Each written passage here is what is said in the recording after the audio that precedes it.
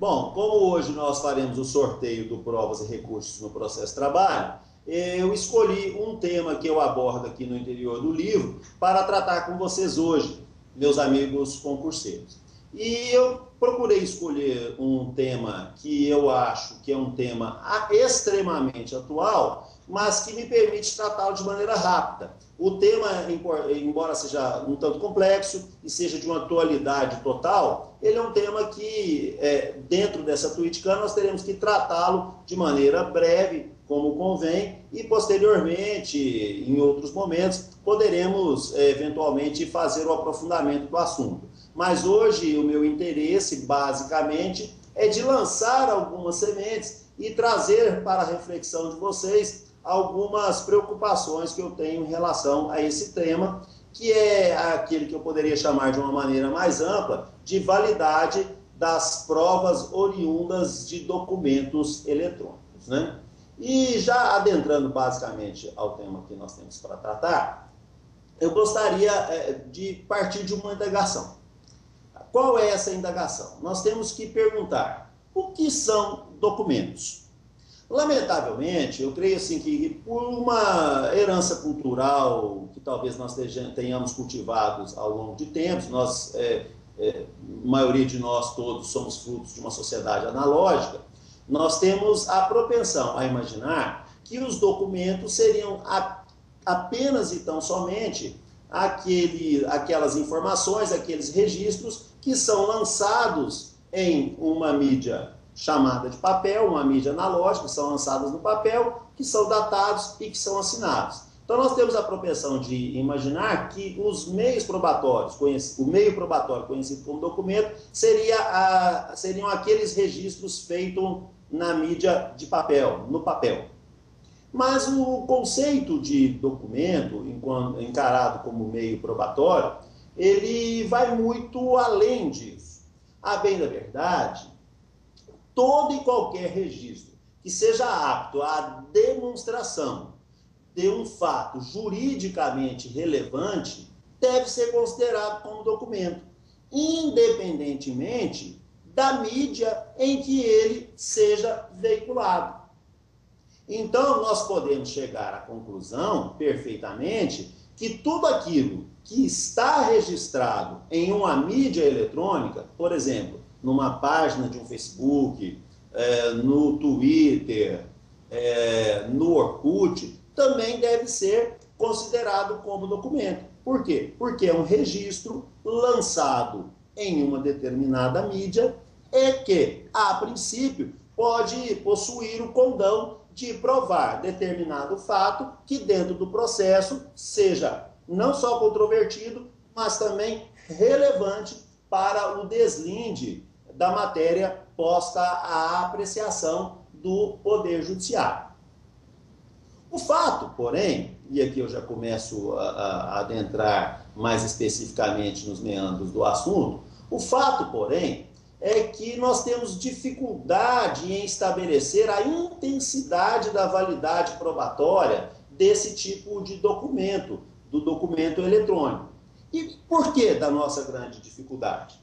Nós temos um Código de Processo Civil que é antigo, que é oriundo da época analógica, e esse Código de Processo Civil, ele não conseguiu penetrar, obviamente, em função do tempo em que ele foi construído, em que ele veio a lume, ele não conseguiu entrar, e como não poderia ser diferente, nesses temas.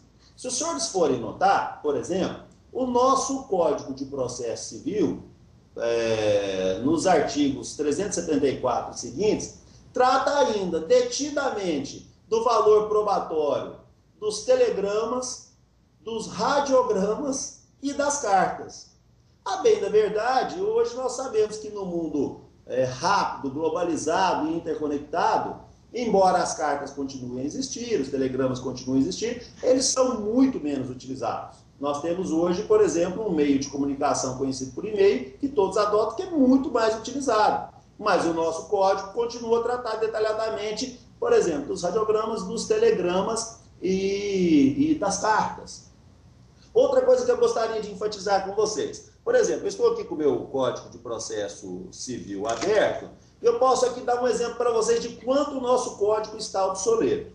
Quando o nosso Código de Processo Civil, no seu artigo 385, trata da validade dos registros extraídos das fotografias, ele nos diz o seguinte: ele assevera que as fotografias que vierem para o interior dos autos deverão ser acompanhadas dos respectivos negativos. Olha só, não preciso aqui dizer para vocês que hoje não existe mais, praticamente, fotografias que sejam tiradas pelo método analógico. Ou seja, nós não temos os negativos para acompanhar, para a prova. Ainda assim, a norma legal, o artigo 385, parágrafo 1º do Código de Processo Civil, continua a vaticinar que a validade da prova depende da vinda dos negativos para os autos.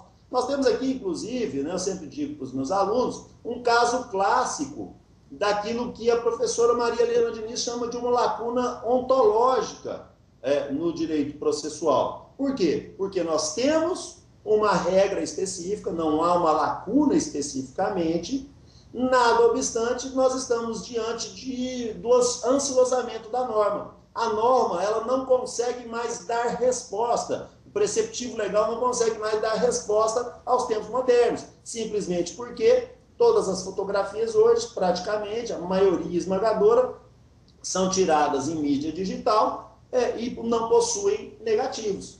Então, nós temos dificuldades enormes, para enfrentarmos essa matéria. Inclusive, a necessidade de contornarmos essas lacunas ontológicas decorrentes do ansilosamento da norma. Então, o que nós poderíamos dizer especificamente sobre a validade daqueles documentos que, por estarem armazenados nas suas respectivas mídias, naquela linguagem que nós chamamos de linguagem binária, e que, portanto, só são absorvíveis pelos olhos humanos por computadores ou por similares. Qual a carga, qual a intensidade probatória que esses documentos possuem? Obviamente, eu estou falando aqui de e-mail, estou falando de Orkut, estou falando de Facebook, estou falando de YouTube, estou falando de Twitter, estou falando de fotos digitais e etc. Nós temos um grande problema a ser contornado para aferirmos validades a estas normas. E de onde advém esse problema? Basicamente, esse problema advém do artigo 368 do Código de Processo Civil. Por quê? Porque o artigo 368 do Código de Processo Civil atrela a força probatória dos documentos à assinatura do signatário. Ou seja, vou ter que ler a norma para vocês. Eu estou aqui com o Código de Processo Civil ao lado, o que nos diz? Artigo 386. As declarações constantes do documento particular, escrito e assinado, ou somente assinado, presumem-se verdadeiras em relação ao signatário. Ou seja, a força probatória do documento advém, sobretudo, salvo algumas exceções que não é o caso de nós analisarmos aqui agora, da assinatura. Pois bem, vamos pensar aqui agora em termos de um e-mail, por exemplo. Qual o grande problema que nós teríamos aqui para atribuir força probatória a fatos registrados em um e-mail? São grandes os problemas. O primeiro deles e o mais óbvio. Os e-mails, eles não são assinados. E nós acabamos de ver que nos termos do artigo 368, a intensidade probatória da prova documental está intimamente atrelada à existência de assinatura do signatário. Além disso, nós temos alguns outros problemas. Nós sabemos que os e-mails, eles trafegam aleatoriamente no espaço virtual. E nesse trafegar pelo espaço virtual, os e-mails podem ser interceptados e podem até mesmo ser adulterados, ter o conteúdo adulterado por terceiros. Além disso, suponhamos que nada disso aconteça, que não haja uma adulteração propriamente dentro do e-mail. Mas nós temos a possibilidade, por exemplo, de um hacker, a partir de uma conta verdadeira, enviar um e-mail que possua conteúdo falso. Olha que interessante. O e-mail partiu de uma conta verdadeira, mas o seu conteúdo é falso e, inclusive, diga-se de passagem, esse e-mail não foi sequer realizado, efetivado e enviado pelo titular da conta. Então nós temos problemas seríssimos, por exemplo, para atribuir validade probatória ao conteúdo de um e-mail. E aí, o que fazemos? O que fazemos? Hoje, nós temos um início de solução para esse problema. Mas eu friso, é um início bastante embrionário, a resposta legal que o nosso legislador nos traz. Essa resposta legal, de onde ela vem? Ela advém, basicamente, da medida provisória 2200 do ano de 2001. Essa medida provisória, eu estou aqui com ela em mãos também, se os senhores me permitem, eu vou ler aqui alguns trechos que eu reputo relevantes. Essa medida provisória, qual que é a finalidade básica dela? A finalidade básica dessa medida provisória, 2200 de 2001, está bastante clara logo no seu artigo 1º, que nos diz que fica instituída a infraestrutura de chaves públicas brasileira, a chamada ICP Brasil, Infraestrutura de Chaves Públicas Brasileira. E a ICP visa basicamente o quê? Garantir a integridade, a autenticidade e a validade de documentos em forma eletrônica. Tudo bem, esse é o objetivo da norma. Então, portanto, garantir a autenticidade, integridade e validade jurídica dos documentos em formato eletrônico. Mas como? Como que nós conseguiremos alcançar esse desiderato? A resposta para essa questão está estampada no artigo 10, parágrafo 1º da medida provisória 2200 de 2001, que fala o seguinte, o parágrafo 1º dessa medida provisória nos diz o seguinte: as declarações constantes dos documentos em forma eletrônica, por exemplo, um e-mail, documento em forma eletrônica, um exemplo, o e-mail produzidos com a utilização do processo de certificação disponibilizado pela ICP Brasil, pela Infraestrutura Brasileira de Chaves, Infraestrutura Brasileira de Chaves, presume-se verdadeira em relação aos signatários. De que o parágrafo 1º do artigo 10 da medida provisória 2200 de 2001 está tratando? Está tratando, ao fim e ao cabo, da chamada assinatura digital. Ou seja, hoje nós temos como assinar digitalmente determinados documentos. Eu mesmo tenho uma chave dessa, tenho um cartão magnético. Todos os meus despachos, que são exarados na vara do trabalho que eu sou titular, são assinados hoje digitalmente. Vale dizer, eu não assino mais os meus despachos, as minhas decisões interlocutórias, as minhas decisões de um modo geral, manuscritamente. Eu as assino magneticamente, digitalmente, porque eu tenho uma assinatura digital. Portanto, aqueles documentos que eu assino, se você procurar lá no processo, não existe a minha assinatura física, mas se presume verdadeiro documento, porque dele consta a minha assinatura digital. É disso que o artigo 10, parágrafo 1º da medida provisória 2200 de 2001 está tratando. Mas vamos voltar aqui ao caso que nós estávamos discutindo. Isso tudo bem, o despacho produzido pelo juiz hoje no processo, vários tribunais já dispõem dessa tecnologia, o juiz assina o documento digitalmente, ele tem validade, tudo bem, ninguém questiona. Mas vamos voltar aqui ao caso que nós estávamos pensando. Vamos pensar no e-mail. A grande verdade é que a assinatura digital ainda não se disseminou pelo nosso país. É baixíssimo os índices daquelas pessoas que se utilizam da assinatura digital. Então, por exemplo, no caso do e-mail, nós continuamos tendo um grande problema, um problema sério. Nós, a princípio, temos um documento, no documento existem registros de fatos, esses fatos, eventualmente, são importantes para o deslinde de determinadas controvérsias postas em juízo, mas nós, a princípio, não sabemos, não podemos dar total credibilidade àquele registro, até porque nós não sabemos, primeiro, dele não consta uma assinatura, nós não sabemos se ele foi interceptado no espaço virtual e teve seu conteúdo adulterado, ou mesmo se ele foi emitido pelo titular da conta. Então, veja bem, o parágrafo 1º do artigo 10 da medida provisória 2200 de 2001, ele não resolve, ele é apenas um início, é um início de resolução. A bem da verdade, nós ainda não temos uma solução definitiva. Mas aqui eu devo ressaltar que o legislador foi um tanto quanto sábio, já justamente prevendo essa possibilidade de não resolver todos os casos.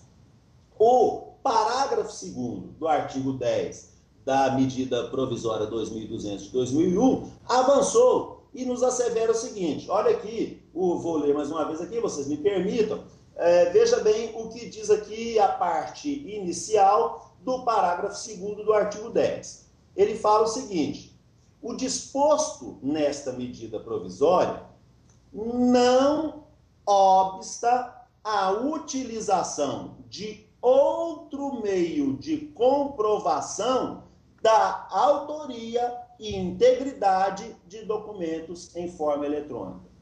Então, perceberam? A assinatura digital é o meio preferencial. É ela que vai atribuir autenticidade a um documento eletrônico.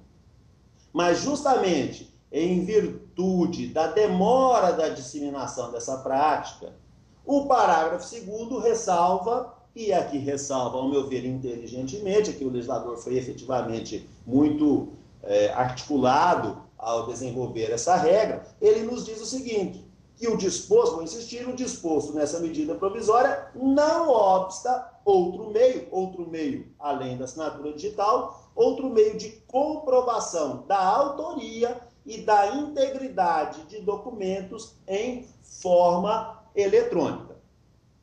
Pois bem, estabelecida essa regra, nós agora já vamos caminhando para a parte mais prática da nossa abordagem e vamos procurar responder quais seriam os mecanismos que o juiz teria à sua disposição justamente para aferir a validade e a integridade do documento eletrônico não assinado digitalmente.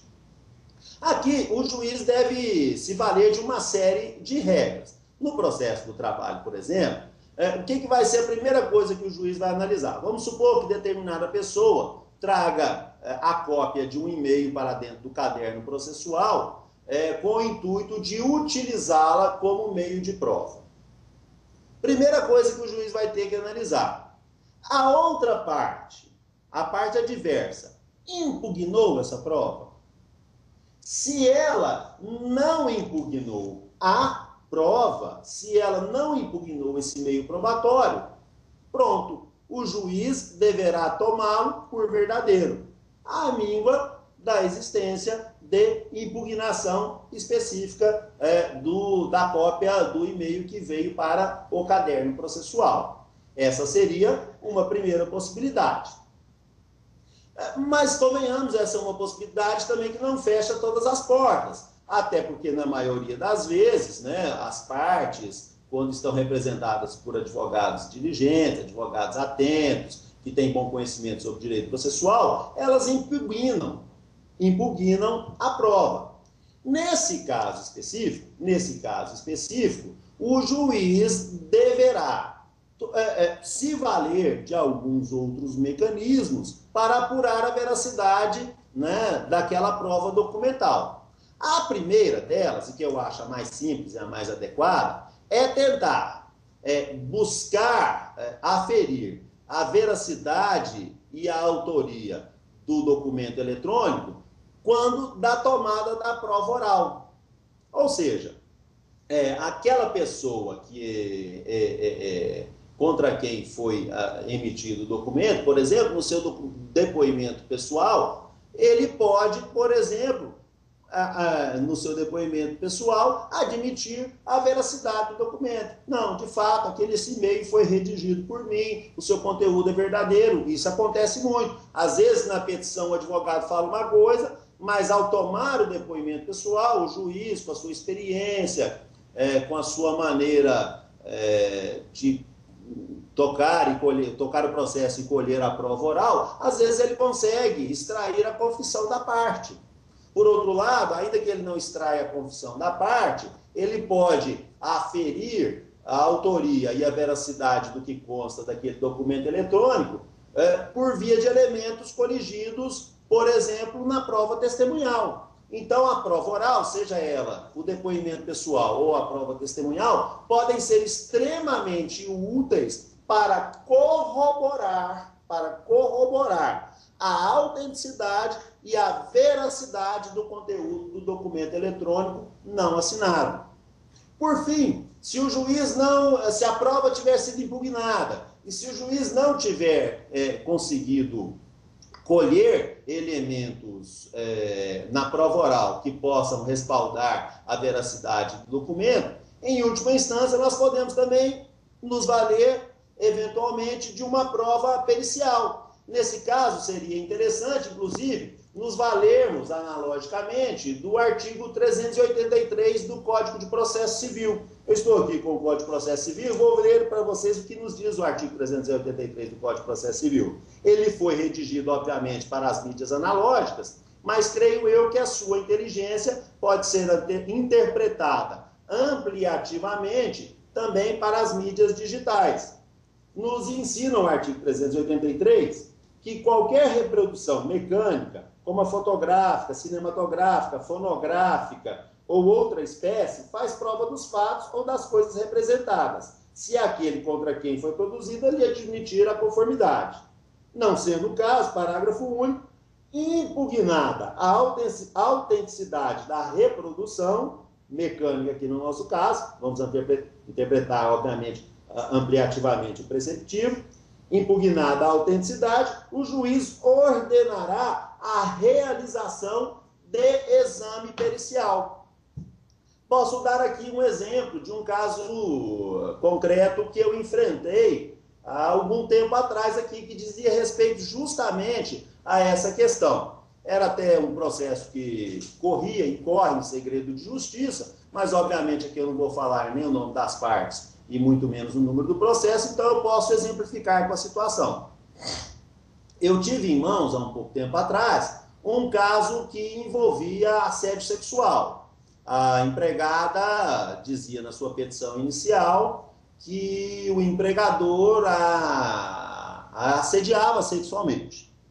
E no dia da audiência eu tentei conciliar, não consegui a conciliação, não obtive a conciliação, e o réu apresentou a sua defesa. E na sua defesa, o réu apresentou um vídeo. Ele, é um caso até curioso, ele gravava as relações sexuais que ele mantinha com a empregada. E, segundo a defesa, desse vídeo, existia elementos suficientes para demonstrar, que a empregada tinha ciência plena de que os vídeos eram gravados, e mais, que na situação específica não havia nenhuma situação de assédio. Na verdade, os dois eram amantes e as relações sexuais eram oriundas dessa relação que eles possuíam, que era uma relação afetiva. E a conduta dela nas gravações, segundo a tese defensiva, demonstraria absolutamente que ela gostava daquela situação, que ela se relacionava bem com a pessoa e que eles tinham uma relação afetiva, que de assédio sexual não se tratava. O que aconteceu? Eu dei prazo para a parte contrária impugnar a prova produzida, inclusive o vídeo, e segundo a tese do autor, da autora no caso, aquele vídeo teria sido editado, ele teria sido editado para demonstrar aqueles elementos que eram importantes para a defesa. Naquele caso específico, eu tive por bem em determinar a realização da prova pericial para efetivamente aferir se o vídeo tinha ou não sido editado, porque aí eu conseguiria perfeitamente resolver o problema que estava colocado à minha apreciação. Já adianto vocês que eu não sei o resultado desse processo, porque posteriormente eu saí desta vara na qual eu atuava, voltei para a vara da qual eu sou titular, e esse processo saiu das minhas mãos, não está mais sob minha condução. Sinceramente, eu não sei dizer o que aconteceu no julgamento. Até onde eu sei, me parece que o processo sequer foi julgado ainda.